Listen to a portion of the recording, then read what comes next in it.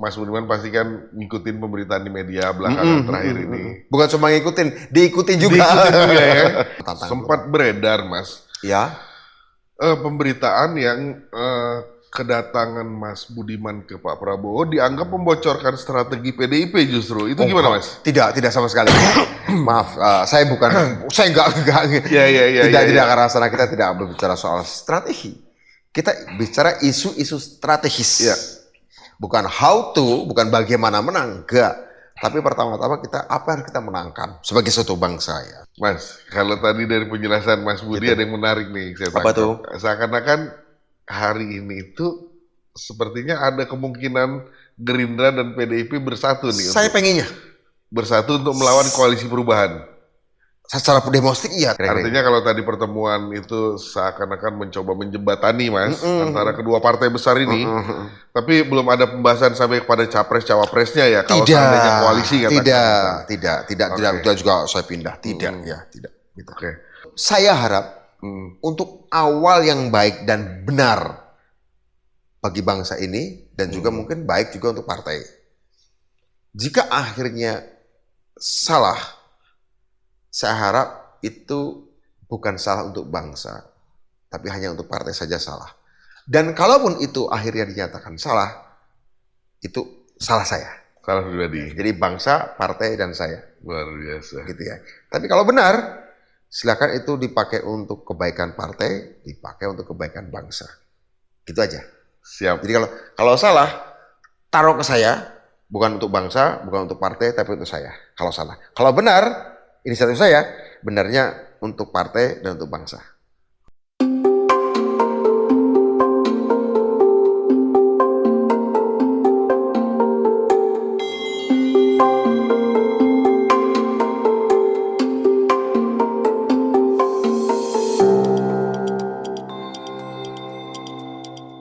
Assalamualaikum warahmatullahi wabarakatuh. Sobat Forum dimanapun Anda berada, kembali lagi bersama kami dalam program Forum Ngobdar, ngobrol politik bersama Darwin. Nah, Sobat Forum, seperti kita ketahui bersama, sepekan terakhir ini ramai pemberitaan di media massa yang menyebutkan seorang kader PDI Perjuangan bertemu dengan Ketua Umum Gerindra, Bapak Prabowo.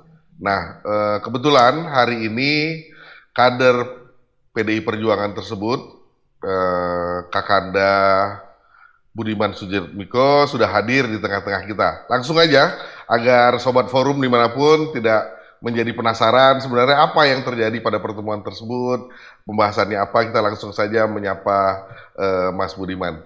Mas, halo, selamat siang ya, baik Mas Darwin. Mantap. Ya, terima kasih Mas sudah hadir di. Ya, makasih mau undang saya nih. Kita harusnya makasih banget karena kita tahu pasti Mas Budiman padat sekali nih jadwalnya ini bisa menyempatkan hadir gitu ya Mas. Mas ini Mas Budiman pasti kan ngikutin pemberitaan di media belakangan terakhir ini. Bukan cuma ngikutin, diikutin juga. Ya. Nah pertemuan kemarin itu Mas, sebenarnya apa sih dibalik pertemuan itu Mas? Pertemuan itu lebih karena saya pada waktu akhir-akhir ini memang melihat bahwa faktornya mungkin orang tidak banyak menyangka bahwa memang ada. Saya melihat bahwa kita Indonesia ini akan menjalankan pemilu demokratis sebentar lagi tahun depan. Yeah.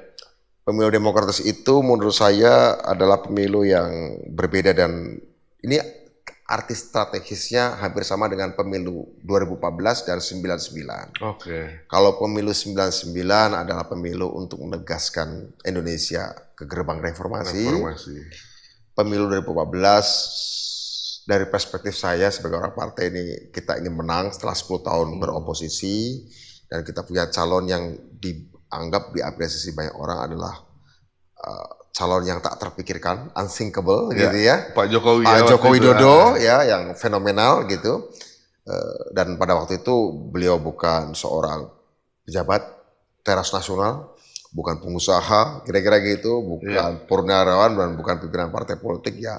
Mantan wali kota yang kemudian jadi gubernur DKI, pengusaha menengah biasa yang nampaknya bisa kemudian memenangkan itu pertaruhannya. Orang tadinya menganggap kita berjudi. Jadi itu penting dan pemilu 2024 menurut saya penting karena orang yang tadi dianggap biasa-biasa saja dan kemudian berkuasa dalam 2 periode, ternyata punya pekerjaan-pekerjaan, punya rencana-rencana besar. Rencana besar itu di atas kertas dan kemudian sebagian sudah dilaksanakan. Tapi kita tahu bahwa kita menghadapi pandemi. Ya. Pandemi itu mendisrupsi banyak hal selama kurang lebih 2 tahun ya. Kita hampir nyaris mati gaya. Ya mati gaya lah dalam banyak hal lah ya. Kita gak usah ngomong itu, mati gaya dalam banyak hal. Sehingga kemudian ibaratnya pada waktu Pak Jokowi lagi mulai ngegas pada periode keduanya, baru saja dilantik tiba-tiba setahun kemudian pandemi begitu ya. Dan kemudian kayak berhenti begitu. Cukup lama berhentinya. Tidak sampai mematikan, tapi sebenarnya saya tahu rencana-rencana besar yang akan beliau capai.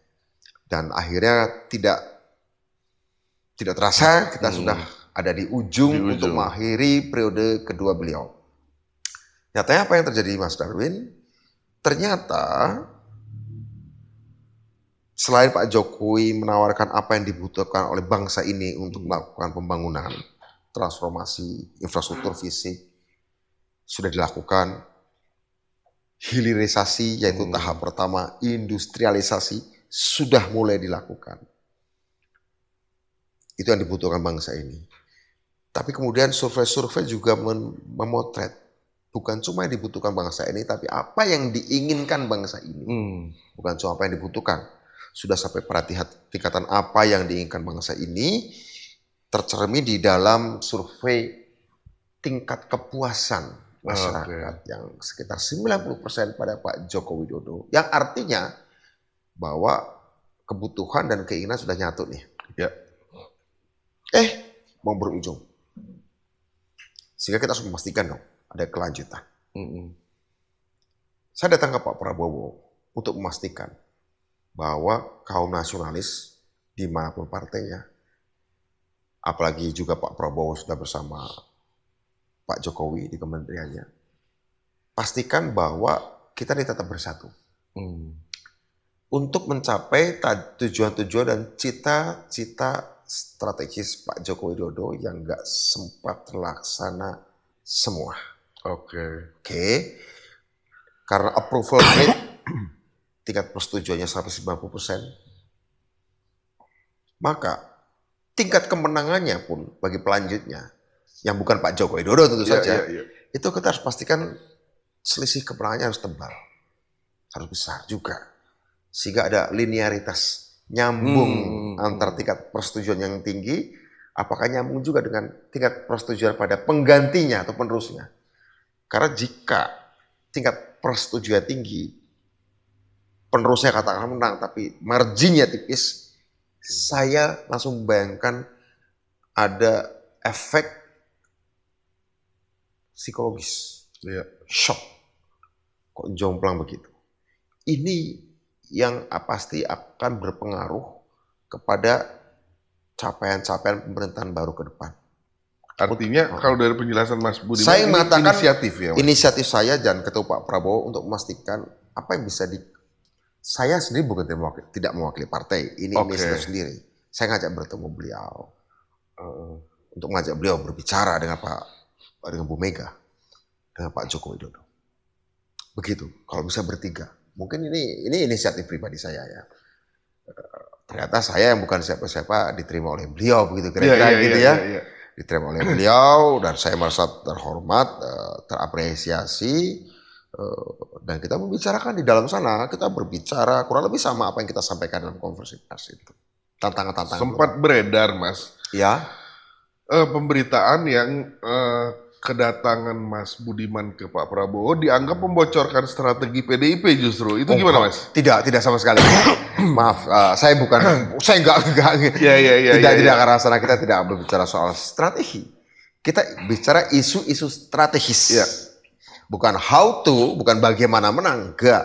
Tapi pertama-tama kita apa yang kita menangkan sebagai suatu bangsa ya. Saya ingin memanfaatkan saya yang bukan struktur partai dan kebetulan juga punya banyak teman ya, dan kemudian kita sampaikan dan ya diberi akses untuk ngobrol begitu, sehingga kita berbicara hal-hal ekonomi, politik, geopolitik, geoekonomi, geostrategi, yang mana disrupsi atau kocok ulang yang diakibatkan oleh pandemi 2 tahun itu bukan akan yang terakhir. Akan ada disrupsi-disrupsi lain yang mungkin tidak harus berbentuk penyakit atau pandemi, tapi nggak tahu situasi pergeseran dan pergesekan di tingkat global yang bisa saja berdampak pada Indonesia. Sementara kita lagi jalan nih, bukan cuma jalan, lagi mulai lari nih kita kan. Kemudian juga perkembangan teknologi yang bagaimana juga akan mengubah secara radikal, secara besar-besaran budaya kita.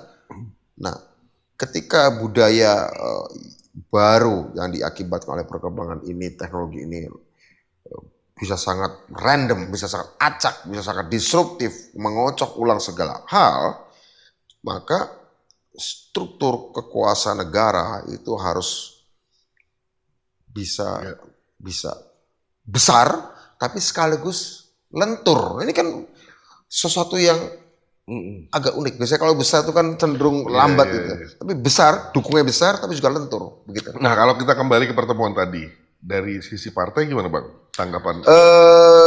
Yang saya ada beberapa teman dari DPP, dari DPR yang menelepon dan pada intinya mereka curious, penasaran, dan Mbak Puan juga sudah menyatakan di media bahwa saya mengapresiasi, ya biasa saja silaturahmi itu, sehingga bolehlah kalau kita kemudian bicara soal apa yang bisa disampaikan oleh partai. Dan saya memang sedang meminta untuk kami ketemu untuk melaporkan pada beliau, begitu ya. Juga Mas Hasto juga nelpon saya sudah untuk ngobrol-ngobrol saja, gitu. Nah, kira-kira gitu. Artinya dari partai PDIP sendiri nggak keberatan ya Bang dengan pertemuan? Ada pernyataan bahwa saya akan dipanggil, ada itu wajar. Itu wajar Karena saja. Kan kita tahu selama ini Gerindra dan PDIP selalu berseberangan ya. Sebenarnya tidak selalu, pernah juga bersama waktu Pilpres 2009 ya, Bu Mega dengan Pak. Tapi artinya Prabowo, dalam kontestasi Pilpres tahun ini tahun ini iya. Tapi menurut saya setelah saya diskusi dengan Pak Prabowo, banyak hal yang bisa menyamakan, dan menurut saya sayang kalau kemudian mereka dalam tiket-tiket terpisah ya, kalau kita nggak menyatukan diri, kira-kira gitu Mas. Jadi itu. Mas, ini kita agak melenceng sedikit. Kalau kita ke masa lalu ya, Mas Budiman itu terkenal dengan aktivis gitu ya. Sementara kemarin ketemu Pak Prabowo yang selalu berseberangan dengan aktivis. Bahkan sekarang tuh ramai berita di media itu gimana sih Mas Budiman menyikapinya gitu ya? Ya nggak apa-apa. Kalau dulu kan berseberangan gitu. Saya kira kita udah ada 23 tahun reformasi ya. Ada banyak kejadian, ada banyak hal yang membuat dulu kita berhadapan. Tapi juga pernah bersama pada waktu ketika saya menjadi ketua badan saksi tim kampanye Mega Prabowo 2009, artinya pernah bersama juga. Udah berbeda lagi saat saya kemudian menjadi timnya kampanye Pak Joko Widodo berhadapan dengan Pak Prabowo pada 2 pemilu 2014, 2019. Tapi kemudian sekarang bersama lagi ketika beliau pada periode keduanya Pak Jokowi menjadi Menteri Pertahanan. Artinya ya fluktuatif dan dinamis begitu. Dan menurut saya ini jangan kemudian kalau memang ada banyak kesamaan selama beberapa tahun ini dalam kabinet yang sama dan memahami cara berpikirnya Pak Joko Widodo, program-program Pak Joko Widodo, apa yang ingin beliau capai, menurut saya ada baiknya jika ini diteruskan dalam satu paket yang lebih solid. Ya, kedua untuk memastikan tadi kemenangan besar, meneruskan approval rate atau tingkat persetujuan yang tinggi pada Pak Joko Widodo sampai 90% dalam kemenangan yang besar, dan kemudian sambil melihat realita juga di lapangan bahwa kita ingin PDI Perjuangan menjadi bagian dari kemenangan yang penting ke depan, sehingga ya why not kalau kemudian saya mencoba membangun jembatan itu, Mas. Artinya Mas Budi ngelihat ini Pak Prabowo udah jelas akan melanjutkan kinerjanya Pak Jokowi. Karena saya ngobrol, setelah saya ngobrol banyak dengan beliau ya, setelah saya ngobrol banyak, loh ini banyak kesamaan nih, bagus ya kalau kemudian disatukan saja. Ya, itu ide saya, kira-kira begitu Mas. Nah sekarang kalau di mata Mas Budiman, sosok Prabowo itu seperti apa sih Mas setelah ketemu kemarin? Oh iya, saya ini sejak reformasi sudah 4 kali ketemu Pak Prabowo ya. Dulu tahun 2002, Kemudian pada saat saya jadi ketua Badan Saksi Megawati Prabowo 2009, dan saya pernah diskusi juga setahun yang lalu di kantor Menhan tentang inovasi teknologi dan pertahanan ya. Sebenarnya yang terakhir sebenarnya tidak dari segi isi pikiran nggak ada perubahan dalam melihat kepentingan nasional. Bahwa dulu kita berhadapan yes, karena beliau berseberangan ya, prajurit ya wajar lah ya, kan nggak boleh berkhianat pada itu ya, wajar-wajar saja dan keras gitu ya. Dan 23 tahun ini setelah semuanya mereda, kita sedang berkonsolidasi demokrasi. Demokrasi ini kan kita memilih sistem demokrasi adalah karena kita ingin semua orang dapat bersuara. Nah, dan semua orang layak didengar, dan karena itu kenapa tidak Pak Prabowo mendengar saya dan saya mendengarkan Pak Prabowo, begitu ya. Dan pertemuan kemarin menyimpulkan bahwa dari cara berpikir tidak banyak berubah, tapi bahwa situasi-situasi baru membuat kita berbicara soal kebutuhan-kebutuhan aktual bangsa ini, di mana tantangannya itu lebih baik ke depan. Dan kita harus melihat keluar, eksternal. Karena dinamika eksternal itu luar negeri di global inilah yang kemudian menjadi sumber dari banyak persoalan di dalam negeri. Nah, karena itu ketimbang kita sekedar gini, saat kita ingin rumah kita kebakaran ya, kalau kita sekedar siram di dalam rumah, bagus, sekejap menyelesaikannya. Tapi kita tahu ada sumber api di luar. Oke. Kalau kita kesini terus, kalau kita padamkan, ada sumber api lagi dimasukkan ke kita. Nah, why not? Ke depan perlu ada kerjasama dari dua partai nasionalis yang besar di Indonesia ini untuk bagi-bagi tugas lah, kira-kira gitu ya. Artinya Gerindra ada dan yang PDIP nih. Ada partai-partai yang lain juga tentu saja. Karena ini harus tebal nih koalisinya. Persatuannya harus tebal, Persatuan Kaum Nasionalis. Untuk ada yang memadamkan di dalam, ada yang kemudian menyumbat sumber api itu. Menyumbat sumber api di luar itu. Untuk itu, kepemimpinan ke depan juga harus punya, selain wawasan lokal, nasional, juga harus berwawasan global. Dan itu, kalau PDI Perjuangan, Gerindra, partai-partai yang sepakat dalam platform ini bersama, itu akan sangat baik. Akan sangat strategis. Kita punya banyak mata. Persoalan di sini, persoalan di sana. Karena diskusi dengan Pak Prabowo menarik. Apakah non-blok masih relevan? Apakah, ya betul, itu pertanyaannya. Apakah non-blok masih relevan di dunia yang seperti ini? Justru kita ngomong kayak gitu. Kalau terjadi perang nuklir, which is itu bisa saja terjadi, apalagi lihat ketegangan hari ini, NATO segala macam ya. Kalau terjadi perang nuklir, tidak ada tempat untuk netral. Artinya bisa saja tetap suatu negara netral, tapi nggak ada gunanya menjadi netral. Radiasi itu bisa kemana-mana. Di Katulistiwa saja bisa suhunya turun minus 28 derajat Celcius untuk 50 tahun. Apa yang kita siapkan? Indonesia nyiapin apa? Diskusinya justru soal-soal seperti itu. Selain soal ketahanan pangan. Selain soal ketahanan pangan kita bicarakan juga. Soal koperasi itu kita bicarakan juga pasal 33. Ya, itu kita bicarakan. Tapi global ini bagaimana? Ketegangan ini bagaimana? Laut Cina Selatan, Selat Taiwan, yang itu maritim. Orang berkelahi di hadapan halaman rumah kita, lemparan petasan, itu pasti asapnya ke kita. Nah, kalau petasannya biasa nggak apa-apa. Kalau petasannya berbau radiasi atau berbau biological war, misalnya ya, chemical war, perang kimia atau biologi, kan nggak ada, nggak ada batas negara yang bisa ini. Artinya kita sudah bukan dunia yang tadi yang menjadi dari global village akan menjadi global battleground. Mas, kalau tadi dari penjelasan Mas Budi ada yang menarik nih. Apa tuh? Seakan-akan hari ini itu sepertinya ada kemungkinan Gerindra dan PDIP bersatu nih. Saya pengennya bersatu untuk melawan koalisi perubahan. Secara domestik iya, tapi bagi kami, Nyun Sewu ya, melawan atau berkompetisi dengan calon lain di Pilpres itu adalah satu hal. Tetapi yang paling penting adalah setelah Pilpres kita harus ngapain. Itu paling penting. Kalau menang, insya Allah seharusnya menang nasionalis. Tapi kita butuh legitimasi selama 5 tahun dengan agenda-agenda yang menurut saya tadi itu belum sempat terbicarakan oleh banyak pihak. Gitu kira-kira.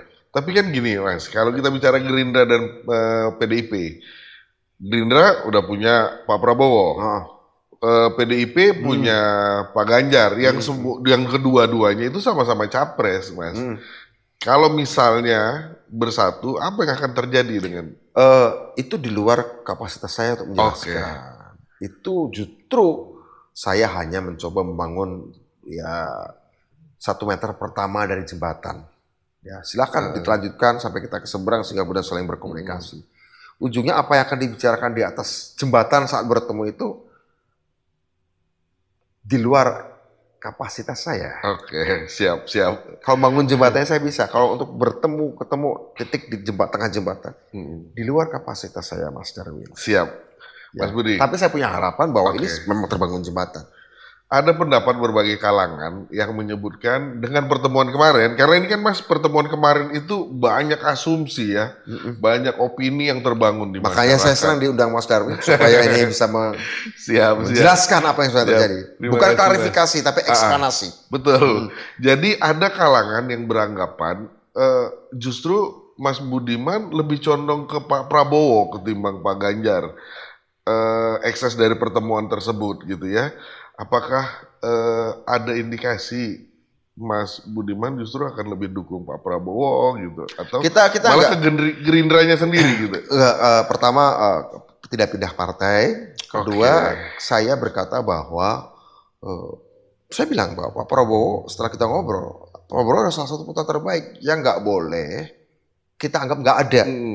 Kita nggak bisa menganggap beliau itu nggak ada. Nyatanya ada.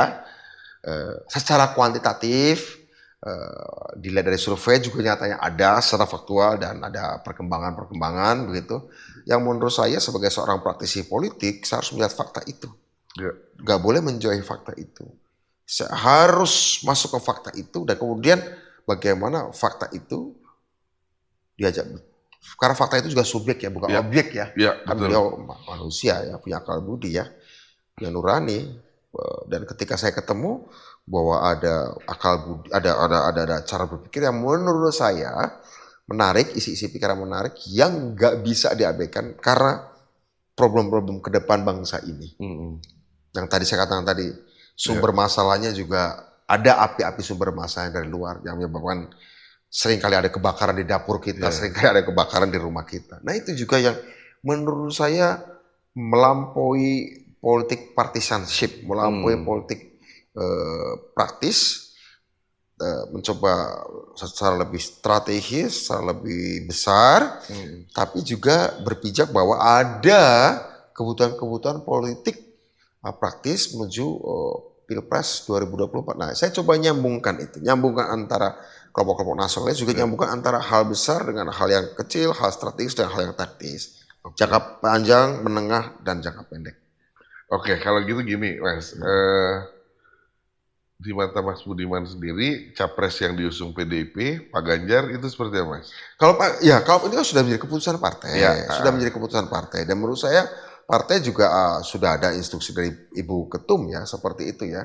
Tapi memang saya pertama-tama karena saya juga bukan struktur, ya saya anggota dan memang saya nggak mendaftarkan sebagai caleg, saya punya keleluasaan bukan untuk mengkhianati, tapi justru untuk mencoba melihat apakah ada kemungkinan jembatan komunikasi tersebut. Karena bagaimana juga ketika Pak Ganjar dengan Pak Prabowo sama-sama di survei, ini perkembangannya perkembangannya kan cukup membuat saya dak-dikduk kira-kira gitu ya, membuat saya dak-dikduk. Lah ketimbang dak-dikduk dan udah menerka-nerka, apa yang bisa saya pastikan sesuai dengan kemampuan saya, ya jembatannya saja. Biarkan itu dibicarakan oleh Pak Prabowo dan Bu Mega. Dan Pak Jokowi juga tentu saja. Gitu. Nah, di pertemuan kemarin ada nyinggung cawapres, Mas?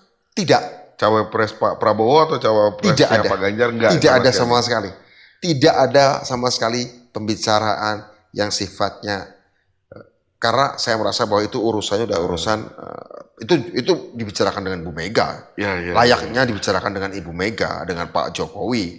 Bagaimana juga Pak Jokowi kan orang yang program-programnya mau dilanjutkan, Ya, kira-kira. Artinya kalau tadi pertemuan itu seakan-akan mencoba menjembatani, Mas, antara kedua partai besar ini, tapi belum ada pembahasan sampai kepada capres-cawapresnya ya, kalau seandainya koalisi katakan. Tidak juga saya pindah, tidak. Gitu. Oke. Mas Budiman, ini yang baru banget ini, yang 1-2 hari terakhir sempat rame dibahas. Iya. Mas Budiman sempat mengeluarkan statement soal Pak Andika akan jadi ketua pemenangan. Sorry, itu analisis saya, perkiraan. Tapi kan dinamika juga kan? Iya, dinamika betul, juga betul. bisa juga berubah. Saya nggak tahu, mungkin barangkali. Artinya itu bukan bocoran dari dalam. Bukan. Jadi ada juga yang bisa saja iya, bisa juga tidak. Kan kita nggak tahu. Dan apakah penugasan Pak Andika akan di mana? Saya juga tidak tahu. Persisnya bagaimana, gitu ya. Jadi menurut saya itu asumsi saya saja, bahwa karena kan saya juga berdasarkan pada yang saya baca di berita. Iya, betul. Tapi kan sekali lagi politik ini dinamis banget. Ya. Cepat dan dinamis. Apalagi menjelang Oktober, pendaftaran kan Oktober begitu. Jadi posisi Pak Andika persisnya bisa saja di last minute, gitu Mas Darwin. Siap. Ya. Mas, ini pertanyaan terakhir nih Mas. Sekarang kita udah hampir setengah jam. Oke, makasih. Ada 9 posisi kosong, 9 posisi wakil menteri di kabinet Jokowi yang kosong nih. Sempat ada pernyataan beberapa kalangan yang menganggap kedatangannya Mas Budiman ke Pak Prabowo itu semacam pancingan ke Pak Jokowi gitu ya. Oh gitu. Kalau untuk posisi wakil menteri itu. Kenapa harus pancingan Pak Jokowi? Tapi gini, pertama saya tidak tahu ada 9 posisi kosong gitu ya. Pertama saya nggak tahu. Dan lagi pula kalau jadi menteri apa yang bisa dikerjakan dalam sisa yang itu ya. Karena pasti tugas-tugasnya berat begitu. Kalau soal menteri saya dulu pernah sempat ada yang berbicara dulu ada posisi menteri begitu ya. Kalau bagi saya pernah sampaikan ke Pak Jokowi. Dimanapun posisi saya tetap bekerja. Karena bagi saya adanya Pak Jokowi menjadi presiden itu sendiri bagi saya dari perspektif saya sebagai seorang aktivis adalah sebuah kemajuan demokrasi. Saya berkepentingan dengan itu. Soal tawar bukan soal posisi menteri, posisi cagup juga pernah saya tolak waktu itu. Siap. Ada pihak-pihak lain yang menyagupkan saya di DKI maupun di Jawa Tengah. Pernah saya tolak karena dulu waktu saya sibuk di DPR begitu ya. Tapi kalau soal 9 posisi menteri, wakil menteri yang kosong saya sendiri nggak tahu malah ya.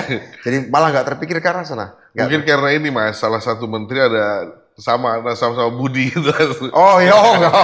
Enggak. Menkominfo Lagi pula kan rencana dengan Pak Prabowo bertemu kan sudah sekitar 10 hari 2 minggu ya. Artinya rencana pertemuan dengan Pak Prabowo itu sebelum reshuffle. Jauh sebelum reshuffle. Jadi nggak ada hubungannya dengan isu reshuffle itu. Siap. Gitu ya, Mas terakhir, siapa tahu ada yang mau disampaikan terkait pertemuan kemarin untuk menjawab pertemuan rasa penasaran ini adalah masyarakat. untuk saya harap untuk awal yang baik dan benar bagi bangsa ini dan juga mungkin baik juga untuk partai. Jika akhirnya salah, saya harap itu bukan salah untuk bangsa, tapi hanya untuk partai saja salah. Dan kalaupun itu akhirnya dinyatakan salah, itu salah saya. Salah pribadi. Jadi bangsa, partai, dan saya. Luar biasa. Gitu ya. Tapi kalau benar, silakan itu dipakai untuk kebaikan partai, dipakai untuk kebaikan bangsa. Gitu aja. Siap. Jadi kalau salah, taruh ke saya, bukan untuk bangsa, bukan untuk partai, tapi untuk saya. Kalau salah. Kalau benar, inisiatif saya, benarnya untuk partai dan untuk bangsa. Siap. Mas, terima kasih banyak Mas udah Darwin. Udah ngobrol-ngobrol. Kita ngopi dulu Mas. Obrolan yang sangat mantap. Wartawan ya, bukan orang amatiran ya. Jadi pertanyaan tahu yang titik-titik mana yang menarik. Aduh, kita coba ini aja Mas. Menjawab rasa penasaran. Baik, makasih. Mas Budiman, terima kasih banyak udah hadir di tengah-tengah kami di program Forum Ngobdar. Semoga makasih. Mas Budiman dalam keadaan sehat selalu, gitu ya, sukses dan sukses sekali untuk Ngobdarnya ya. Amin, terima kasih Mas. Oke, sukses. Siap, selamat berselancar di dunia digital ya. Sobat Sobat Forum, terima kasih sudah menyaksikan obrolan saya dengan Mas Budiman Sujatmiko. Tentu saja obrolan tadi akan menjawab pertanyaan-pertanyaan atau ada pemikiran miring terkait pertemuan antara Mas Sujatmiko dan Pak Prabowo, Ketua Umum Partai Gerindra. Ya, oke. Saksikan terus Forum Ngobdar di edisi-edisi berikutnya, tentu saja dengan isu-isu terkini seputar perpolitikan Indonesia, perpolitikan tanah air, tentunya di channel Forum Keadilan TV. Terima kasih Sobat Forum, sampai ketemu lagi di episode yang akan datang. Assalamualaikum warahmatullahi wabarakatuh. Salam. Terima kasih banyak Bang. Makasih. Yuk. Menjawab?